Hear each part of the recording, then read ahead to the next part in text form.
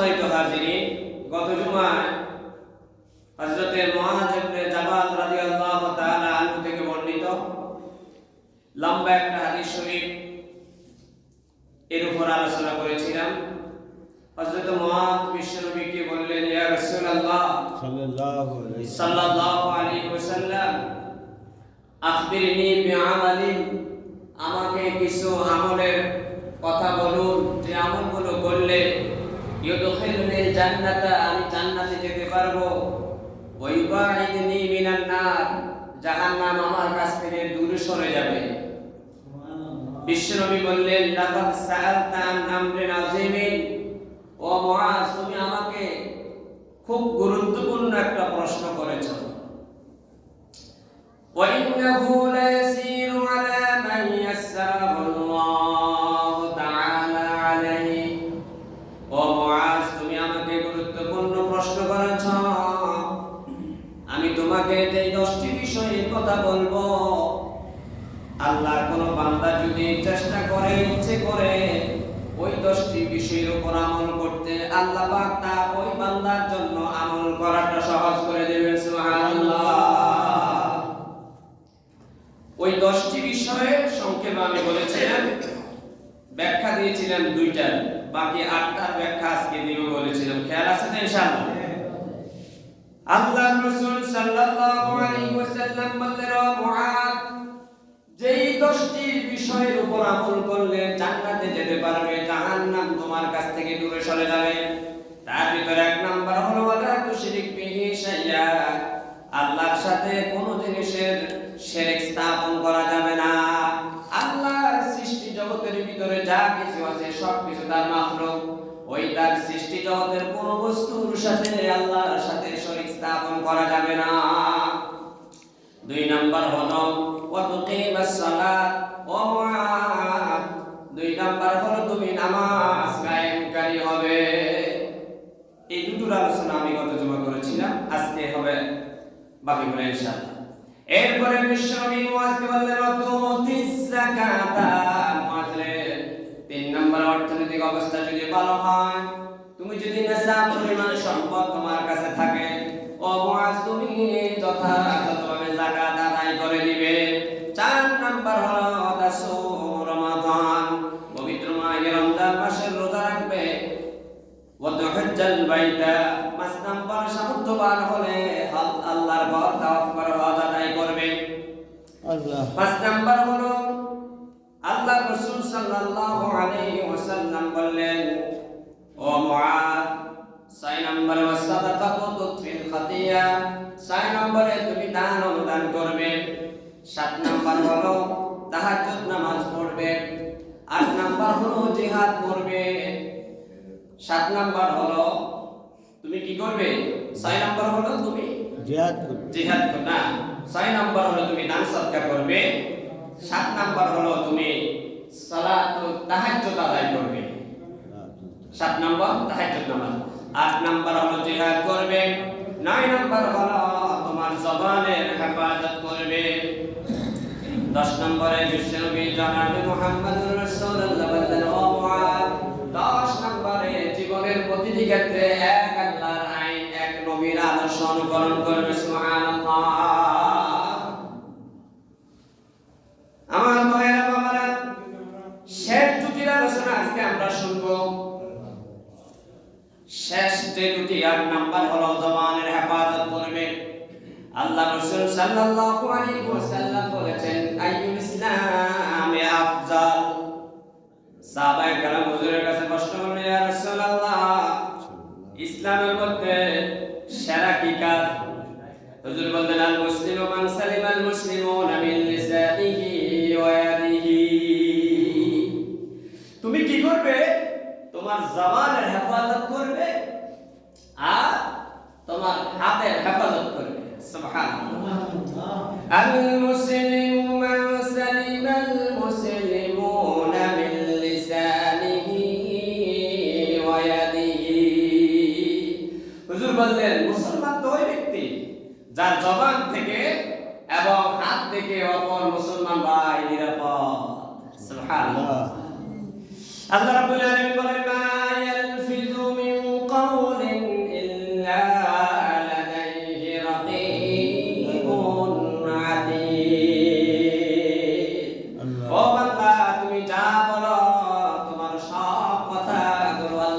Record করে নিচ্ছে। সুবহানাল্লাহ। রেকর্ড হয় তো? জি। হয় কি না? আল্লাহ রাব্বুল আলামিন বলেন কুল্লু ইনসানিন আলজামনাহু তায়রাহু ফি উনুকিহি। সুবহানাল্লাহ। আমি প্রত্যেকটি মানুষের গলায়, প্রত্যেকটি মানুষের গিবা লগ্নে একটা সিসি ক্যামেরা সেট করে রেখেছি। সুবহানাল্লাহ। আমার আপনার প্রত্যেকটি মানুষের গলায় একটা অটো ক্যামেরা আছে। وكل إنسان ألزمناه طائره في عنقه ونخرج له يوم القيامة كتابا يلقاه منشورا। এই অটো ক্যামেরায় ধারণকৃত তোমার আমলনামা হাসরের ময়দানে আমি দেব পড়ো। ইকরা কিতাবাকা কাফা বিনাফসিকা আল-ইয়াওমা আলাইকা হাসিবা। পড়ো, আজকে তোমার বিচার করার জন্য তোমার এই আমলনামাটাই যথেষ্ট। সুবহানাল্লাহ। আল্লাহ রাব্বুল আলামিন আরেকটাকে বলেন মা লিহাদাল কিতাবি লা ইউগাদিরু সাগীরাতান ওয়ালা কাবীরাতান ইল্লা আহসাহা ওয়া ওয়াজাদু মা আমিলু হাদিরান ওয়ালা ইয়াযলিমু রাব্বিকা আহাদা।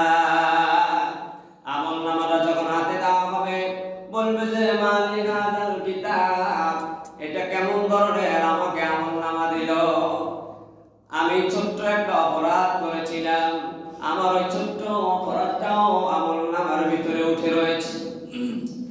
এরপরে আল্লাহ রাসূল বলেন কেউ যদি সালাতুল ইশার নামাজ বা জামাত আদায় করে অর্ধেকটা রাত্র ফাকান্নামা কামা নিসফুল লাইল, অর্ধেকটা রাত্রে দাঁড়িয়ে দাঁড়িয়ে নামাজ আদায় করলে যে সওয়াব পেত, আল্লাহ পাক বান্দার আমলনামায় সমপরিমাণ সওয়াবটা লিপিবদ্ধ করে দিবে।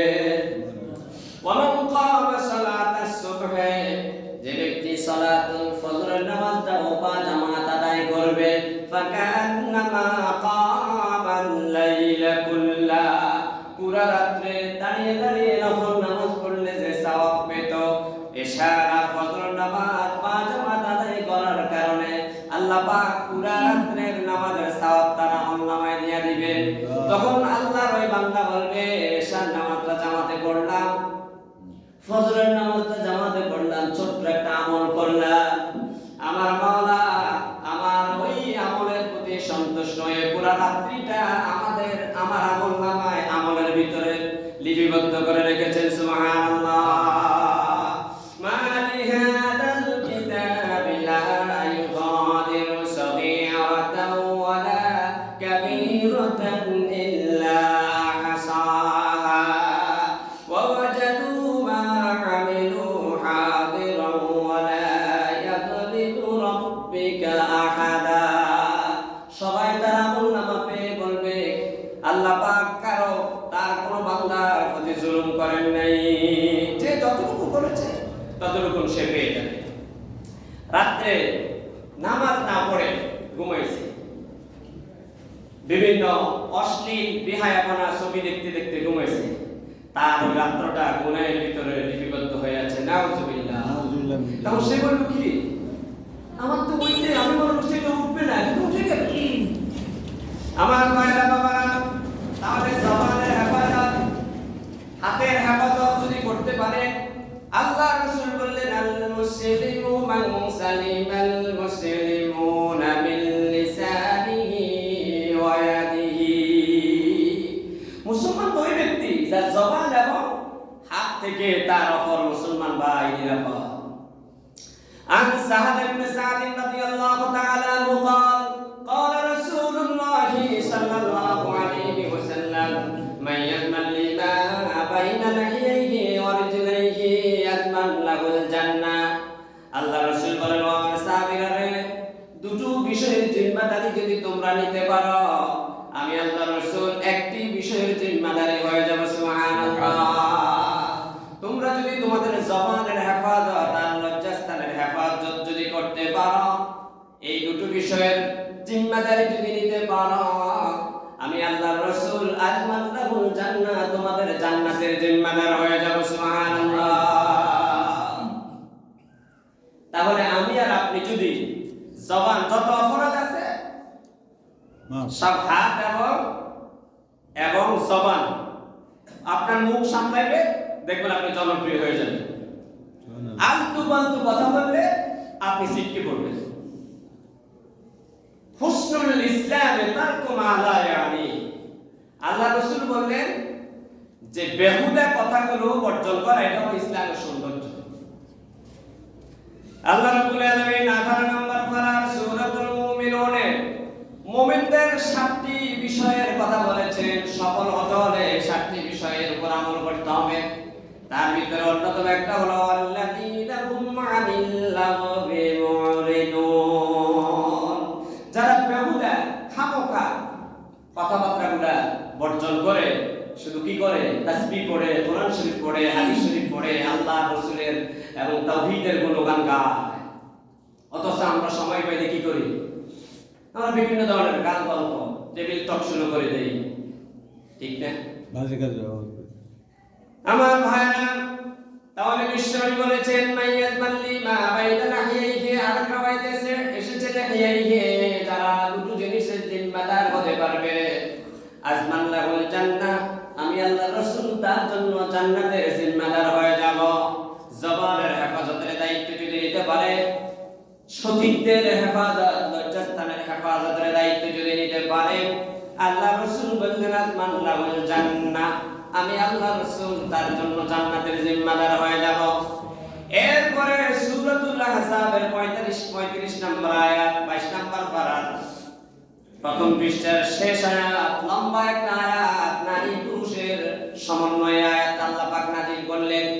ওই আয়াতে 10টি বিষয়ের কথা, পুরুষের 10টি বিষয়, নারীদের 10টি বিষয়ের কথা বলেছেন। সেখানে বলেছেন ওয়াল হাফিজিনা ফুরুজাহুম ওয়াল হাফিজাত, জান্নাতের অধিবাসী বা জান্নাতি নারী পুরুষের যে 10টি বৈশিষ্ট্য, তার ভিতরে 7 নম্বর ওয়াল হাফিজিনা ফুরুজাহুম ওয়াল হাফিজাত ওয়াজ যাকিরিনা আল্লাহ কাসীরান ওয়াজ যাকিরাত। 9 নম্বর, এই 9 নম্বরে বললেন যে যারা সতীত্বের হেফাজত করতে পারবে, নিজের লজ্জাস্থানের হেফাজত করতে পারবে, আল্লাহ পাক বলেন আ'আদাল্লাহু লাহুম মাগফিরাত, আমি তাদের জন্য রেখেছি মহান ক্ষমা ও আজরান আযীমা, মহান পুরস্কার। সুবহানাল্লাহ। আমার ভাইরা বাবারা, তাহলে কি বুঝা গেল? হযরত মুআয ইবনে জাবাল রাদিয়াল্লাহু তাআলা আনহু বিশ্বনবীকে প্রশ্ন করলেন, ইয়া রাসূলুল্লাহ, আমাকে এমন কয়েকটি আমলের কথা বলুন, আখবিরনি বিআমালিন, আমাকে কয়েকটি আমলের কথা বলুন, লিতুখিলনিল জান্নাতা ওয়া ইবাইদনি মিনান নার, আমি যাতে জান্নাতে যেতে পারি আর জাহান্নাম যেন আমার কাছ থেকে দূরে সরে যায়। হুজুর বললেন সালতান আমরে নাযিমিন, মুআয রে, তুমি গুরুত্বপূর্ণ প্রশ্ন আমাকে করেছো।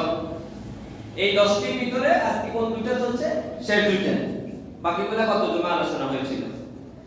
তাহলে বিশ্বনবী বলেছেন মুআয, তুমি যদি উপরের বর্ণিত 8টি বিষয়ের উপর আমল করতে চাও, 9 নম্বরে তোমার জবানের হেফাজত করতে হবে। আল্লাহ রাব্বুল আলামিন বলেন ফাবিমা রাহমাতিন মিনাল্লাহি লিনতা লাহুম ওয়া লাউ কুনতা ফাযযান গালিযাল কলবি লানফাদ্দু মিন হাওলিক। সুবহানাল্লাহ। বিশ্বনবীর শানে আল্লাহ পাক বললেন, ওগো নবী, আপনার প্রভু আপনার প্রতি রহমত দয়া করেছেন, এজন্য আপনার ভাষাটা পাঞ্জর কোমল। আপনার ভাষা যদি রূঢ় হতো, কঠোর হতো, ওয়ালাউ কুনতা ফাযযান গালিযাল কলব, আপনার ভাষা যদি মিষ্টি না হতো, লানফাদ্দু মিন হাওলিক, আপনার চারপাশ থেকে আপনার সাহাবায়ে কেরাম ছিটকে পড়তো। সুতরাং ও নবী, আমি আল্লাহর দয়ায় আপনার ভাষাটা কোমল হয়েছে। সুবহানাল্লাহ। আপনি ভদ্র আচরণ দিয়ে বিশ্বজয় করতে পারেন, কি বলেন, ঠিক কি না? জি। ভাষা তার সুন্দর, এজন্য তার বন্ধু অনেক বন্ধু হয়। রূঢ় আচরণ দিয়ে আপনি জয় করতে পারবেন না। কার্টিসি কস্ট নাথিং বিজি ব্রিথিং, ভদ্রতা ক্রয় করতে কিছুই প্রয়োজন হয় না, ভদ্রতা দিয়ে বিশ্বকে কিনা যায়। সুবহানাল্লাহ, সবকিছুকে ভদ্রতা দিয়ে কিনা যায়। আর এই ভদ্রতাটা কি জবান দিয়ে হয় না হাত দিয়ে হয়? জবান দিয়ে হয়। আল্লাহ, এজন্য কবি বলেছেন, মহৎ যে হয় তার সাধু ব্যবহার, উপকার বিনা নাই জানে অপকার। যারা মহৎ গুণের অধিকারী তাদের ভাষা হয় সাধু। এটা একজন হিন্দু কবি লিখেছেন। মহৎ যে হয় তার সাধু ব্যবহার, উপকার বিনা নাই জানে অপকার। দেখো উঠার ঘরে চন্দন সেদন, চন্দন সুবাস তার করে বিতরণ। কয়েক কুঠার দিয়ে চন্দন কাটবে, তুমি আঘাত করো। তুমি কুঠার দিয়ে কাঠের আঘাত করছো, কিন্তু কাঠ তোমাকে কি দিচ্ছে? সুবাস দিচ্ছে। জি, আল্লাহ রাব্বুল আলামিন বলেন, ইদফা বিল হাসানাতিস সাইয়্যা। ও দুনিয়ার মানুষেরা শোনো, কেউ যদি তোমার সাথে মন্দ আচরণ করে তার প্রতিশোধ হিসেবে তুমি তার সাথে কি করো? সুন্দর ব্যবহার করো। ইদফা বিল হাসানাতিস সাইয়্যা। কেউ যদি তোমার সাথে রূঢ় খারাপ আচরণ করে, তুমি খারাপ আচরণের প্রতিবাদ বদলা খারাপ আচরণ করিও না, তার সাথে কি আচরণ করবে? ভদ্র নম্র আচরণ করবে। হুজুর মুআয যে 10টি উপদেশ দিলেন, তার ভিতরে 9 নম্বর হলো মুআয মানুষের সাথে নম্র ভদ্র আচরণ করবে। কারণ নম্র ভদ্র আচরণ দিয়ে কি করা যায়? মানুষের মন জয় করা যায়। ফ্যাসিবাদী আচরণ দিয়ে, অস্ত্র ঠেকিয়ে মানুষের ভালোবাসা অর্জন করা যায় না। তাহলে এই বিষয়ের উপর আর আলোচনা দিচ্ছি না। আরেকটি বিষয় আছে, হযরত মুআয রাদিয়াল্লাহু তাআলা আনহুকে বিশ্বনবী যে 10টি উপদেশ দিলেন, শেষ নাম্বার উপদেশ হলো মুআয জীবনের প্রতিটি ক্ষেত্রে আল্লাহর আইন মানবে। মুআয জীবনের প্রতিটি ক্ষেত্রে বিশ্বনবীকে অনুকরণ করবে। সুবহানাল্লাহ। আমার মায়েরা, হাসরের ময়দানে আল্লাহ পাক সব মানুষকে 5টি প্রশ্নের উত্তর চাইবেন, 5টি প্রশ্ন করবেন। 1 নাম্বার প্রশ্ন হলো আন উমরিহি ফিমা আফনাহু। এরে বান্দা, তুমি তোমার জীবনটা কোন পথে ব্যয় করেছো হিসাব দিয়ে যাও। আল্লাহ রাব্বুল আলামিন বলেন, সুম্মা লাতুসআলুন্না ইয়াওমাইযিন আনিন নাঈম। আমি আমার সব নিয়ামতের হিসাব নেব। সব নিয়ামত দিয়ে রেখেছে কিনা? জি, আছে না? আছে। আলাম নাজআল লাহু আইনাইনি ওয়া লিসানাহু ওয়া শাফাতাইন। আমাকে আপনাকে 2 চোখ দিয়েছে, এক বিশাল নিয়ামত, ঠিক কিনা? ওয়া লিসানাহু ওয়া শাফাতাইন। জিহ্বা দিয়ে দিয়েছেন, এই জিহ্বায় কত হাজার রকমের টেস্ট আপনার জিহ্বাতে ফিট করে দিয়েছেন, ঠিক কিনা? গরুর গোশতের এক স্বাদ, খাসির গোশতের আরেক স্বাদ, ফার্মের মুরগির এক স্বাদ, দেশি মুরগির আরেক স্বাদ, ইলিশ মাছের এক স্বাদ, কই মাছের আরেক স্বাদ, চিংড়ি মাছের আরেক স্বাদ। একটা মাত্র জিহ্বা দিয়ে আল্লাহ পাক হাজার রকমের টেস্ট আপনার জিহ্বাতে ফিট করে দিয়েছেন, ঠিক কিনা? এজন্য আমার আল্লাহ বললেন, সুম্মা লাতুসআলুন্না ইয়াওমাইযিন আনিন নাঈম। এরে বান্দা, আমার সব নিয়ামতের হিসাব কিন্তু আমি তোর কাছ থেকে নিয়ে নেব। আল্লাহ পাক প্রশ্ন করবেন, মান উমরিহি ফিমা আফনাহু। এরে বান্দা, তোকে আমি 80 বছর, 90 বছর, 100 বছর হায়াত দিলাম, তোর পুরো জীবন কোন পথে ব্যয় করেছস হিসাব দিয়ে যা। এজন্য বিশ্বনবী মুআয বললেন, মুআয রে, জীবনের প্রতিটি ক্ষেত্রে এক আল্লাহর আইন মানবে, এক বিশ্বনবীর আদর্শ অনুকরণ আর অনুসরণ করবে। সুবহানাল্লাহ। তাহলে তুমি ইউদখিলনি জান্নাতা, তুমি জান্নাতে যেতে পারবে। ওয়া ইউবাইদনি আনিন নার, তুমি জাহান্নাম থেকে দূরে থাকবে। আমরা কি আসিনি এটার ভিতরে? আমরা নামাজ পড়ি কোরআন শরীফ অনুযায়ী, হাদিস শরীফ অনুযায়ী, কিন্তু বাহিরের পুরা জগৎটা নিজেদের মন মতো চলে, ঠিক কিনা? ঠিক কিনা? আমরা এমন বলি কোরআনের সাথে পররাষ্ট্রনীতির স্বরাষ্ট্রনীতির রাজনীতির কোনো সম্পর্ক নেই। এমনও মানুষ নাম তার মুসলমান বলে কিনা, বলে কিনা? অথচ মুআয বিন হুজুর বললেন, মুআয জীবনের প্রতিটি ক্ষেত্রে এক আল্লাহর আইন মানবে, বিশ্ব নবীর আদর্শ মানবে। জীবনের প্রতিটি ক্ষেত্রে এক আল্লাহর আইন মানবে, এক নবীর আদর্শ মানবে। এর ব্যতিক্রম যদি করো ও মুআয ফাকাদ দাল্লা দালালান বাঈদা, তুমি সুস্পষ্ট গোমরাহির ভিতরে নিমজ্জিত হয়ে যাবে। নাউযুবিল্লাহ। আমার ভাইরা, আল্লাহ রাব্বুল আলামিন বলেন, ওমা কানা লিমুমিনিন ওয়ালা মুমিনাতিন ইযা কাদাল্লাহু ওয়া রাসূলুহু আমরান আন ইয়াকুনা লাহুমুল খিয়ারাতু মিন আমরিহিম। আল্লাহ পাক বলেন, ঈমান আনার পরে কোন নারী আর পুরুষের ইচ্ছাধীন নাই, এখতিয়ার নাই, নিজের মন মতো চলার আর কোনো অধিকার নাই। আল্লাহর আইনে যা আছে, আল্লাহর কোরআন শরীফে যা আছে, বিশ্ব নবীর আদর্শের ভিতরে যা আছে, মুমিন তার নিজের খেয়াল খুশি মতো কোনো কাজ করতে পারবে না। সব আল্লাহর আইনে বিশ্ব নবীর তরিকা অনুযায়ী করতে হবে, ঠিক কিনা? ওমান ইয়াসিল্লাহ ওয়া রাসূলহু, যদি নিজের মন মতো করে ফাকাদ দাল্লা দালালান বাঈদা, এই লোকগুলো সুস্পষ্ট গোমরাহির ভিতরে নিমজ্জিত হয়ে গেল। আল্লাহ রাব্বুল আলামিন বলেন, আফাগায়রা দীনিল্লাহি ইয়াবগুন ওয়া লাহু আসলামা মান ফিস সামাওয়াতি ওয়াল আরদি তাওআন ওয়া কারহা। কি হলো তোমাদের? আফাগায়রা দীনিল্লাহ, দ্বীনের 19টি অর্থ এক অর্থ হলো আল্লাহর ইতাআত করা, বিশ্ব নবীর অনুসরণ করা। কি হলো তোমাদের? আল্লাহর বিধিবিধানকে বাদ দিয়ে, বিশ্ব নবীর আদর্শকে বাদ দিয়ে নিজের মন মস্তিষ্ক প্রসূত সিদ্ধান্ত অনুযায়ী চলছ। অথচ আকাশে যা আছে, জমিনে যা আছে, সব কিছু এক আল্লাহর আইনের সামনে মাথা নত করে দিয়েছে, ঠিক কিনা? সূর্য কার আইন মানে? আল্লাহ। চন্দ্র কার আইন মানে? আল্লাহ। পাহাড় পর্বত নদী নালা সব কার হুকুমে চলেন? আল্লাহ।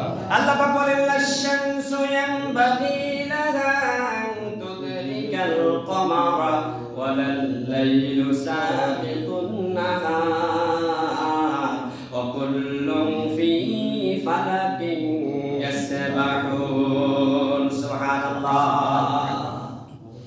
ওয়াল্লাযী জাআলা আশ-শামসা দিয়াআন ওয়াল কমারা নূরা ওয়া qaddarahu manasila লিতা'লামু আদাদাস সিনিনা ওয়াল হিসাব। ওই আকাশের দিকে তাকিয়ে দেখো, চন্দ্র সূর্য ফিট করে রেখেছি। সূর্য তোমাদেরকে দিবসে আলো দেয়, রাত্রে তার চাঁদনি উদিত হয়ে তোমাদেরকে আলো দেয়। এদেরকে আমি তোমাদের হিসাব নিকাশের জন্য আমি আল্লাহ তাদেরকে সৃষ্টি করেছি। সুবহানাল্লাহ। তোমাদেরকে আলো দিয়ে বাঁচিয়ে রাখার জন্য আমি তাদেরকে সৃষ্টি করেছি। সূর্যের আলো যদি আপনি না পান, আপনি মারা যাবেন। এই যে প্রচন্ড শীত, যদি সূর্য উদিত না হয়, সব মানুষগুলো শীতল হয়ে যাবে, হিমেল ঠান্ডায় মানুষগুলো মারা যাবে, ঠিক কিনা? তাহলে চাঁদ সূর্য সব কার আইন মানে? আল্লাহ। তারপরে নদী নালা পাহাড় পর্বত তারকাপুঞ্জ মিল্কি ওয়ে গ্যালাক্সি মহাশূন্যে যা আছে, অকুল্লু ফি ফালাকিন ইয়াসবাহুন, সব কার আইন মানে? আল্লাহ।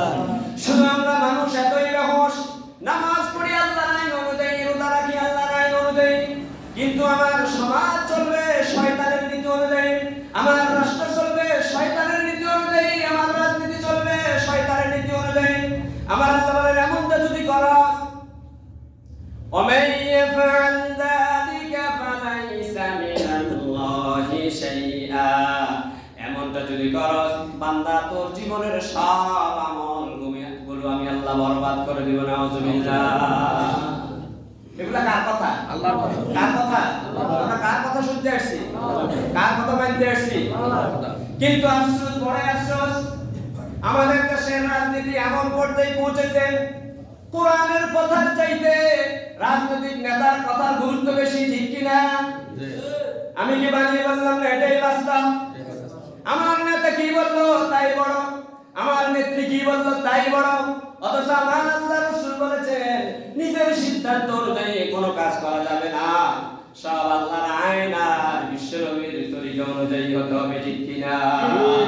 একটু জিকির করে লা ইলাহা ইল্লাল্লাহ, লা ইলাহা ইল্লাল্লাহ, লা ইলাহা ইল্লাল্লাহ, লা ইলাহা ইল্লাল্লাহ, লা ইলাহা ইল্লাল্লাহ, লা ইলাহা ইল্লাল্লাহ, লা ইলাহা ইল্লাল্লাহ, লা ইলাহা ইল্লাল্লাহ, মুহাম্মাদুর রাসূলুল্লাহ। আমাদের অনুসরণ হবে বাবা আদম সফিউল্লাহ থেকে শুরু করে মুহাম্মদ সাল্লাল্লাহু আলাইহি ওয়াসাল্লাম পর্যন্ত। কার্ল মার্কস কি বলল, লেনিন কি বলল, মাও সেতুন কি বলল, সেকুলারিজমরা কি বলল, ন্যাশনালিজমরা কি বলল, সোশ্যালিজমরা কি বলল, সব কিছু লাথি মেরে মাথা থেকে জেড়ে ফেলে আবু বকর ওমর যেই মন্ত্র তন্ত্র বল করেছে, বিশ্ব নবী যেই মন্ত্র নিয়ে এসেছে তার নাম হলো কোরআন কারীম। আমার কথায়, আমার কাজে, আমার চরণে বলেন সব সময় কোরআন কারীমের বাইরে চলা যাবে না। আমি দুনিয়ায় এসেছি আমার রব্বুল আলামিনের সিদ্ধান্ত অনুযায়ী, দুনিয়ায় থাকবো রব্বুল আলামিনের সিদ্ধান্ত অনুযায়ী। আমি যখন মারা যাব তখনও আমার সিদ্ধান্ত হবে না, কার সিদ্ধান্তে হবে? আমাকে যখন কবরে রাখা হবে তখন কি বলবে? বিসমিল্লাহি ওয়া আলা মিল্লাতি রাসূলিল্লাহ। আল্লাহ তোমার নামে তোমার নবীর আদর্শের উপরে রেখে গেলাম। অথচ আজকে ফজরের নামাজ হয়তো সে পড়ে নাই, সারা রাত ইসলামের বিরুদ্ধে, আলেম ওলামাদের বিরুদ্ধে, কোরআন হাদিসের বিরুদ্ধে প্রপাগান্ডা করে এসেছিল, শয়তানি মন্ত্রানি কুটনা চাল দিয়ে এসেছিল। রাত্রে হার্ট অ্যাটাক করে মারা যাওয়ার পরে আমরা সবাই আল্লাহর সাথে প্রতারণা শুরু করে দিয়েছি। আমরা বলতেছি আল্লাহ বিসমিল্লাহি ওয়া আলা মিল্লাতি রাসূলিল্লাহ, ও আল্লাহ তোমার নামে তোমার নবীর আদর্শের উপর তোমার নবীর সুন্নাহ অনুযায়ী রেখে গেলাম। অথচ মুখে এক গাছ দাড়ি তার মুখে নাই। সব নবী দাড়ি রেখেছেন, আপনি আমি দাড়ি রাখতে হবে।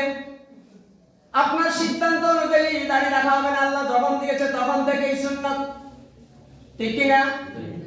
এই যে ভাই একজন আলেম, আপনি ওনাকে জিজ্ঞাসা করুন আপনাকে আল্লাহ পাক যখন পছন্দ করেছে তখন দাড়ি দিয়েছে। আপনি যদি বলেন বিবাহ করার পরে, চাকরি থেকে রিটায়ারমেন্ট যাওয়ার পরে দাড়ি রাখবো, তাহলে আপনি আল্লাহর সিদ্ধান্তের উপর নিজের সিদ্ধান্ত ভাইরে দিয়েছেন। আমার আল্লাহ বলেন আম্মা মান খাফা মাকামা রাব্বিহি ওয়া নাহান নাফসা আনিল হাওয়া ফাইন্নাল জান্নাতা হিয়াল মাওয়া। যারা নিজের সিদ্ধান্ত বাদ দিয়ে আল্লাহকে ভয় করে, আল্লাহর সিদ্ধান্তের সামনে মাথা নত করে দেয়, আল্লাহ পাক বলেন আমি আল্লাহ তাদেরকে জান্নাতুল ফেরদাউসের মালিক বানায় দেই। সুবহানাল্লাহ। বহু মানুষ দাড়ি রাখে না। হাজী সাহেব কি লাভ হবে আপনার? সব নবী দাড়ি রেখেছেন, সব নবীকে ফলো করা সুন্নাত না ফরজ? সব নবীর দাড়ি ছিল, সব নবীর কাছে সাহাবায়ে কেরামের দাড়ি ছিল। তাহলে আপনি যে ইন্তেকাল করার পরে আমরা ইমাম সাহেবরাও সমাজের চাপে পড়া, সমাজের শৃঙ্খলা রক্ষার জন্য বলি বিসমিল্লাহি ওয়া আলা মিল্লাতি রাসূলিল্লাহ, ঠিক কি না? দাড়ি রাখবেন ইনশাআল্লাহ। দাড়ি রাখা সুন্নাত মুআক্কাদা। কি বলছি বলেন? পৃথিবীর সব উলামায়ে কেরাম একমত, এক মুষ্টি পরিমাণ দাড়ি রাখা সুন্নাতে মুআক্কাদা। আপনি দাড়িতে হাত দিবেন, মনে হয় যেন আপনি আল্লাহ রাসূলের কলিজায় হাত দিয়েছেন। আর যত নবীর অনুসারী বলে গরম গরম জিলাপি খাওয়ার জন্য রেডি হবেন, অন্তরের ভিতরে যদি বিশ্ব নবীর ভালোবাসা না থাকে আপনার ঈমানের কোনো দাম নেই। আল্লাহ রাসূল বলেছেন লা ইউমিনু আহাদুকুম হাত্তা আকুনা হাব্বা ইলাইহি মিন ওয়ালিদিহি ওয়া ওয়ালাদিহি ওয়ান নাস আজমাইন। ও আমার সাহাবীরা শুনো, তোমাদের ছেলে মেয়ে, তোমাদের স্ত্রী, তোমাদের গাড়ি বাড়ি, ধন সম্পদ, আত্মীয় স্বজন সব কিছুর চাইতে যদি আমি আল্লাহ রাসূলকে বেশি ভালো না বাসো, ততক্ষণ পর্যন্ত তোমরা পূর্ণাঙ্গ ঈমানদার হতে পারবে না। এখন আপনার স্ত্রীর ভালোবাসার কারণে আপনি দাঁড়িয়ে রাখেন না, ঠিক এমন আছে কিনা? কাউকে আমার বউ থেকে পারমিশন নেওয়া লাগবে। কিছু সরকারের ভিতরে কিছু এমন লোক আছে দাঁড়িয়ে রাখলে বলে যে অমুক দলের সদস্য, তোর কপালে আল্লাহ খাড়া করো, এরকম বলেছিল বাংলার এই জমিনে। ফেসিবাদের তো শুনে বলেছিল তাকনবীরের উপরে যদি পায়জামা থাকে, দাঁড়িয়ে এই সাইজ যদি হয় তারা অমুক দলের। আল্লাহ বরদাস্ত করে নাই, দাঁড়িয়ে কটাক্ষ করার কারণে, কটূক্তি করার কারণে ওই ফেসিজমের সবগুলোকে জাহান্নামের রাস্তা করে আল্লাহ পাক পাঠায়া দিয়েছে, ঠিক কিনা? এজন্য কোরআনের সাথে গাদ্দারি করা যাবে না, নবীর আদর্শের সাথে গাদ্দারি করা যাবে না, আল্লাহর আইনের সামনে গাদ্দারি করা যাবে না। আমান্না সাল্লামনা কোরআন শরীফে যেভাবে আছে, বিশ্ব নবী যেভাবে অনুকরণ করেছে, আমি আর আপনি এর বাইরে যাওয়ার কোনো সুযোগ নেই। ফেরাউন চেয়েছিল বেঁচে থাকতে পারে নাই, নমরুদ চেয়েছিল বেঁচে থাকতে পারে নাই, সুতরাং আপনিও থাকতে পারবেন না। এজন্য আমার ভাইরা বাবারা উদাত্ত আহ্বান জানাচ্ছি আপনাদের কাছে, আমার উদাত্ত আহ্বান, জীবনের প্রতিটি কাজ, প্রতিটি কর্ম বিশ্ব নবীর আদর্শ আল্লাহ আইন অনুযায়ী করেন। ইন্তেকাল করার সাথে সাথে জান্নাতুল ফিরদাউসের কানেকশন আপনার কবরের সাথে লাগায় দিন। সুবহানাল্লাহ। কত কথা বলবো। তাহলে মুআয ইবনে জাবাল রাদিয়াল্লাহু তাআলা আনহু হুজুরে বললেন, হুজুর আমাকে কিছু উপদেশ দেন, যেই উপদেশগুলো আমি ফলো করলে জান্নাতে যেতে পারবো, যেই উপদেশগুলো আমি অনুকরণ করলে আমি জাহান্নাম থেকে মুক্তি পাবো। হুজুর মুআযকে বললেন, সাআলতা আন আমরিন আযীমিন। মুআয, তুমি গুরুত্বপূর্ণ প্রশ্ন করেছো, তোমাকে 10টি বিষয়ে আমি উপদেশ দেই। এই 10টি বিষয়ের উপর গত জুমা আলোচনা করেছি, আজকেও শেষ দুটার আলোচনা করেছি। আমার ভাইরা, আমাকে আপনাকে জীবন এই দুনিয়ায় ছেড়ে একদিন যেতে হবে, যাওয়াটা কনফার্ম। কনফার্ম কিনা? কালকে রাতে আমার এমন বুক ব্যথা হয়েছে, 1:40 পর্যন্ত আমি ঘুমাইতে পারিনি, আমি মনে হচ্ছে মারা যাবো। ওই যে সকালে চন্দ্রগঞ্জ কারামতি আলী মাদ্রাসা একটা ছিল, আমাদের সবক অনুষ্ঠান ছিল, তো সেখানে আমাদের শিক্ষকদের জন্য সবার জন্য কাচ্চি বিরিয়ানি এনেছিলেন। আমি বাচ্চা কাচ্চি বিরিয়ানি কতটুকু খাই, এই যে গ্যাস শুরু হলো, তাহলে আমি তো মনে করছি আজকে জুমাতে হয়তো আসতেই পারবো না, এটাই আমার জীবনের শেষ। তা আপনি, আমি, আমার হায়াত, আপনার হায়াতের কোনো নির্দিষ্ট কি নেই, সময় নাই। আপনি বলবেন দাঁড়িয়ে রাখবো, আপনি বলবেন হজ করবো, ছেলেমেয়েরা বিয়ে করে রিটায়ারমেন্টে যায়। আপনি কি আল্লাহর কাছ থেকে 90 বছরের ইজারা আনছেন নাকি? আনছেন? এজন্য আল্লাহ রাসূল বলেছেন 5টি প্রশ্নের জবাব আমি তোমাদের কাছে, আল্লাহ রাসূল বলেছেন 5টি প্রশ্নের জবাব আল্লাহ তোমাদের কাছে হাসরের ময়দানে চাইবে। 1 নম্বর হলো তোমার পুরো জীবন কোন পথে ব্যয় করছো। আমরা কোন পথে ব্যয় করব? আল্লাহর পথে ব্যয় করব, ইসলামের পথে ব্যয় করব, কোরআন শরীফের পথে ব্যয় করব। কিছু মানুষ আছে এরা নামে মুসলমান, এদেরকে এই কথাগুলো বললে, যদি বলি বাংলাদেশ জমিন কোরআন শরীফ দিয়ে চলবে, ওদের মাথায় যেন আগুন জ্বলে। ওরা নামে মুসলমান হতে পারে, ওরা টাক্কা আবু জেহেল আর আব্দুল্লাহ ইবনে উবাইয়ের মতো। আব্দুল্লাহ ইবনে উবাই মাথায় টুপি ছিল, হাতে তাসবিহ ছিল, পাগড়ি ছিল, বড় পাঞ্জাবি ছিল, কিন্তু রাসূল যখন বলেছিল আব্দুল্লাহ ইবনে উবাই মদিনা চলবে কোরআন শরীফ অনুযায়ী, তখন আব্দুল্লাহ ইবনে উবাই ষড়যন্ত্র করে বদরের যুদ্ধে বিশ্বনবীকে হত্যার জন্য ষড়যন্ত্র করেছিল, কিন্তু আব্দুল্লাহ ইবনে উবাই ষড়যন্ত্র বাস্তবায়ন হয় নাই। বাংলার জমিনে যদি বলা হয় এই জমিনটা আল্লাহ, এই জমিনের মালিক কে? আল্লাহ। এই জমিন সৃষ্টি করেছে কে? আল্লাহ। আমি আর আপনি কার সৃষ্টি? আল্লাহ। তাহলে তার সৃষ্টি, তিনি এই বিশ্ব শাসন করার জন্য কোরআন শরীফ দিয়েছে। তার এই কোরআন শরীফ দিয়ে যদি পার্লামেন্টে চলে, আমার আপনার অসুবিধা আছে? না। আমার অধিকার দেওয়ার জন্য তো আল্লাহ কোরআন শরীফে বলছে। আমার অধিকার ফিরে পাওয়ার জন্য দুনিয়ার মানুষের মন্ত্রতন্ত্র দিয়ে আসবে না, কারণ ওটার ভিতরে স্বার্থ থাকে। ওটা অ্যামেন্ডমেন্ট করতে করতে, অ্যামেন্ডমেন্ট দিতে দিতে, নিজের স্বার্থ হাসিল করতে করতে, দিতে দিতে এটারে একেবারে নষ্ট করে ফেলেছে। কিন্তু কিছু মানুষ বলে মৌলবাদীরা এই দেশে আসবে না। মুখ সামলান, মুখ সামলান, এটা বাংলাদেশ, এখানে আর কারো খবরদারি চলবে না। আজকে দোয়া করি আমার দেশের বিডিআরের জন্য, আমার দেশের বিজেপির জন্য, কালকে রাত্রে আমি নামাজ পড়ে তাদের জন্য দোয়া করেছি। 5 মাইল তারা ভারতের বিএসএফ এর সাথে মোকাবিলা করে আমাদের স্বরাষ্ট্র উপদেষ্টা বলেছিল পিঠ দেওয়া যাবে না, চোখের সাথে চোখ রাঙিয়ে কথা বলবে। প্রধান নদী কি নদী? কি নদী বলেন না, কি নদী? কত কিলোমিটার? কে দখল করছে? ওই চাঁপাইনবাবগঞ্জের স্থানীয় জনতাদের জন্য আজকে জুমার পরে দোয়া হবে। আমার দেশের বিজিবির জন্য দোয়া হবে। এইভাবে যদি চোখের সাথে চোখ মিলিয়ে চোখ রাঙিয়ে কথা বলেন, ওদের ঈমান দুর্বল, আমাদের ঈমান শক্তিশালী। ইনশাআল্লাহ এই বাংলাদেশকে নিয়ে আর কাউকে সিনেমিনি খেলতে দেওয়া হবে না ইনশাআল্লাহ। তাহলে মুআয ইবনে জাবালকে আল্লাহ রাসূল বলেছেন, মুআয তোমার জন্য শেষ উপদেশ হলো, জীবনে যত ঝড় আসুক তুফান আসুক আল্লাহর আইনের সামনে মাথা নত করে দিবে, আমি নবীর আদর্শের সামনে মাথা নত করে দিবে, তাহলে ইদখিলনি জান্নাহ, তুমি জান্নাতে যেতে পারবে, ওয়া ইবাইদনি আনিন নার, জাহান্নাম থেকে তুমি মুক্তি পাবে। هذا ما عندي والعلم عند الله عليه توكلت وإليه أنيب। যারা কাবলা জমা পড়েন না, যারা কাবলা জমা দেয়